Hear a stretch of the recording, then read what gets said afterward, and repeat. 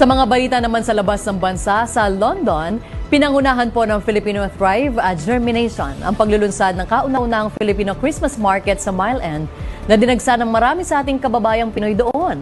Ang detalye sa Pinoy International ni Carol Panday.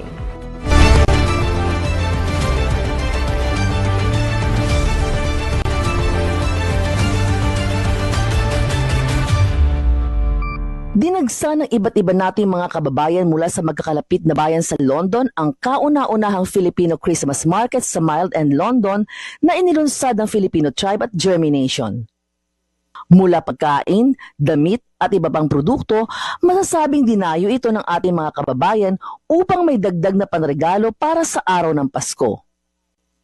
Ayon sa Filipino Thrive at Germination, doble ang bilang ng mga pumunta sa naturang Christmas market kumpara sa kanilang inaasahan. Maraming salamat sa mga pumunta at tumangkilik sa the very first Filipino Christmas market here in London. We got a positive feedback as well from people, and our hope is we can expand this one and more people will actually get involved in this project. There are more people who came than we expected.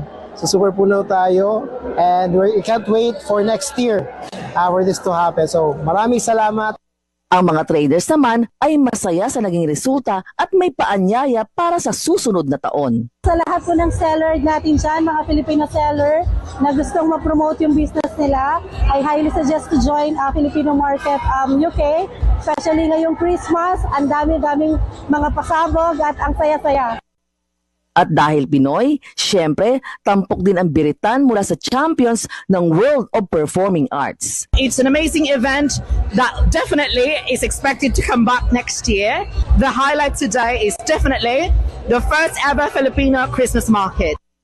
Inaasahang mas malaki at mas marami pa ang darating at susuporta sa mga ganitong aktibidad ng mga Pinoy sa ibang bansa bilang paggunita sa araw ng Pasko. Kasama si Germination at Rycomi, ako si Carol Panday, ang inyong Pinoy International. Samantala, isa rin sa inabangan